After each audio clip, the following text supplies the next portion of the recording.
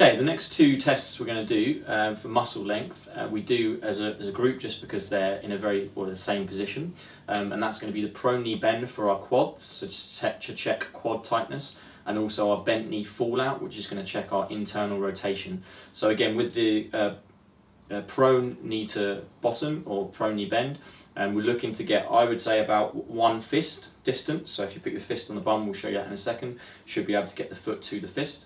And then if you're looking for our internal rotation, we're going to be looking for about 15 to 20 degrees, or well, I'd say 15 to 20 or up to 30, but anywhere between that kind of 15 to 30 range is going to be normal, and also looking right to left.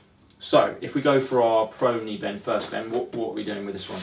Yeah, let's get you onto your front then, shall we, Patrick? The prone position.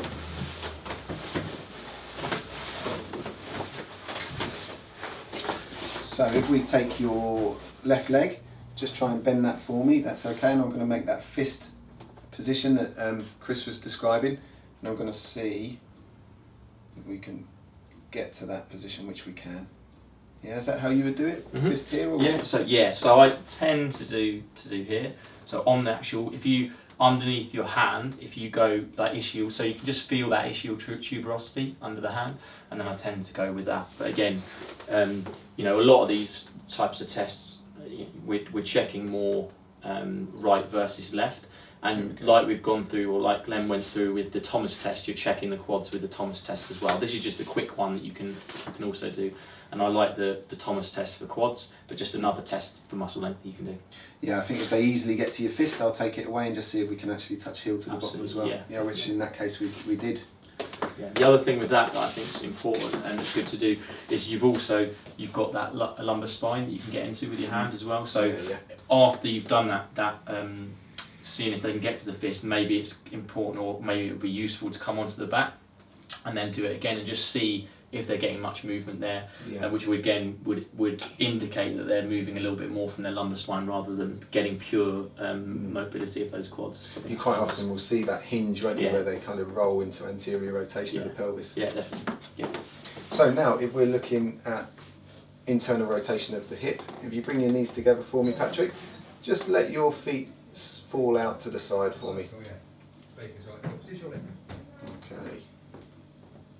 So yeah, I think you're right. There's a range that you look for between 15 up to 30, but the most important part of this test is the difference between left and right.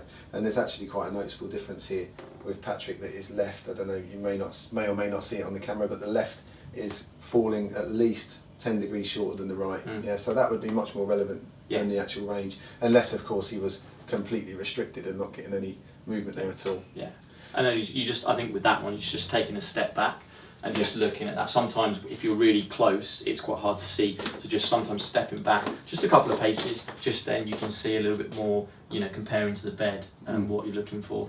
And me and Glenn were discussing this earlier, just saying about internal rotation, really important for glute functioning. So I think when you have limited internal rotation, people kind of think of glutes as an external rotator, so why do you need internal rotation? But the key thing with that is that you need to be able to eccentrically load that muscle, and for that you need a full internal rotation as well as good external rotation. So again, with all movements, we want to have both aspects of that movement in order to get the full muscle length tension relationship.